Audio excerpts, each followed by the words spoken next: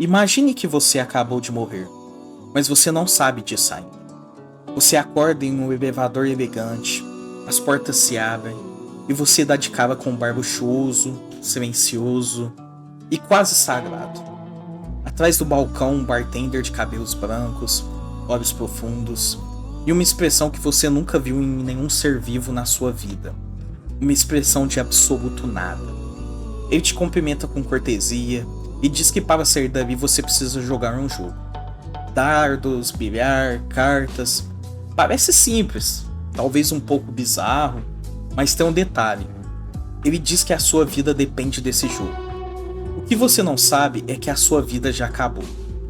O que está em jogo não é a sua respiração, mas a eternidade da sua alma. Bem-vindo ao Credence. Hoje vamos falar sobre Death Parade, o anime que ousou nos perguntar: e se você fosse julgado não pelas suas boas ações, mas pelo monstro que surge quando você é levado ao limite absoluto do desespero? Death Parade não é um anime de terror comum. Não há monstros espreitando nas sombras, não há sustos fáceis. O terror aqui é psicológico, é existencial, e é servido em uma taça de cristal. A premissa de que cada episódio parece repetitiva é uma armadilha narrativa brilhante. Duas pessoas que morreram no mesmo instante chegam ao bar sem memórias recentes. E sim, o bartender e juiz as força a jogar um jogo que, através de mecanismos cruéis, começa a infligir dor física real. E é através dessa dor que as memórias voltam. E é com as memórias que a podridão humana emerge. O anime nos mostra que a civilidade é uma casca muito fina.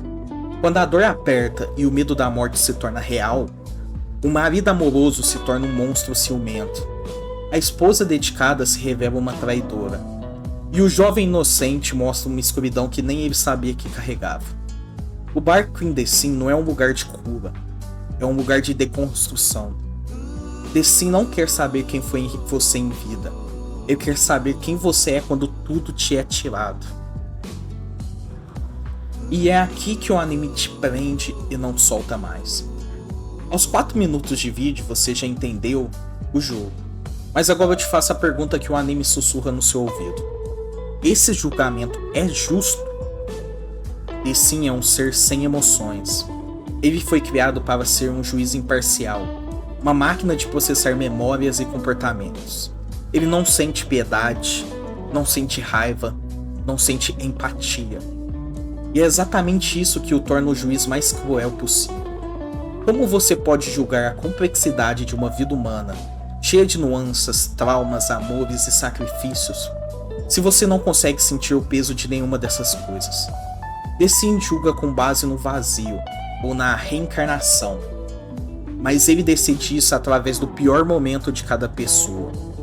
Ele força as pessoas a um estado de estresse extremo, onde a lógica morre e o instinto sobrevive. E se você em toda a sua vida foi uma pessoa incrível, mas um segundo antes de morrer, tomado pelo pânico, fez algo terrível? Para The Sin, esse segundo define a sua eternidade. Esse sistema não busca justiça, ele busca a escuridão da alma. Ele é desenhado para fazer você falhar.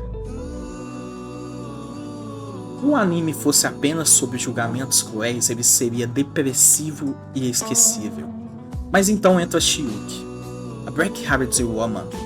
Chiyuki chega ao bar, mas ela quebra a primeira regra. Ela sabe que está morta. Ela não pode ser julgada imediatamente porque não há memória para desbloquear através do medo. Chiyuki se torna ajudante de The Sin, e ao fazer isso ela se torna os olhos do espectador. Ela é a única ali com um coração humano. Enquanto The Sin analisa os dados de um jogo de dardos, Chiyuki analisa a dor nos olhos dos jogadores. Ela começa a questionar os métodos dele. Ela começa a mostrar que o comportamento sombrio que The Sin tanto busca pode ser apenas a reação desesperada de alguém que ama demais ou que sofreu demais. Chiyuki é a prova viva de que o sistema de julgamento da torre é falho. Ela introduz a dúvida na máquina. Ela faz The Sin, pela primeira vez em sua existência milenar, olhar para sua alma, não como um processo a ser finalizado, mas como uma história a ser entendida. Chiyuki não é apenas um personagem, Ela é a tese de que a humanidade não pode ser resumida a um binário de bom ou mal. O auge de Death Parade não está nos jogos, mas na sua mensagem final sintetizada na frase latina Memento Mori, lembrar-te que vais morrer. O anime nos força a olhar para a morte não como o fim, mas como um espelho da vida. No episódio 11, há uma cena que eu garanto que ficou marcada na mente de qualquer um que assistiu. Shulk patinando no gelo. Não há diálogo, apenas música e movimento. É um momento de beleza pura e dolorosa. Shulk está lembrando da sua vida, da paixão pela patinação, da sua queda, da sua depressão e do seu suicídio. Ela não está sendo julgada pelo medo. Ela está sendo julgada pela saudade, pela percepção do que ela perdeu. O anime nos ensina que o vazio, o destino cruel, não é para onde vão as pessoas más, mas para onde vão as almas que se perderam de si mesmas. As almas que morreram em vida muito antes de o coração parar. Memento Mori não é uma ameaça, ela é um convite. É um convite para viver de uma forma que, quando você chegar ao Queen The Sim, você não tenha medo de olhar para o bartender e dizer: eu tive uma vida complexa, eu errei, eu amei, e eu não tenho vergonha de quem eu sou. Death Parade é uma obra que nos prende do primeiro ao último segundo, porque ele toca nosso medo mais ancestral, o medo do esquecimento e do julgamento injusto.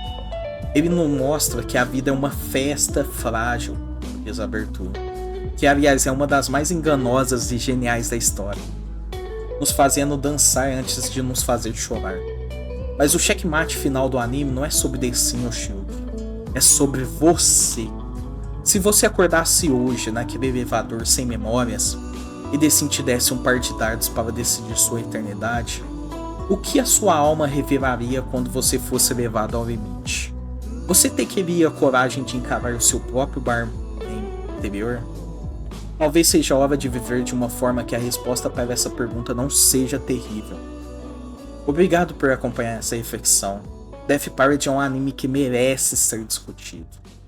Comenta aí embaixo qual julgamento você achou injusto e qual foi a cena que mais te marcou.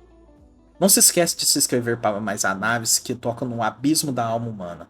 Até a próxima e lembre-se de viver.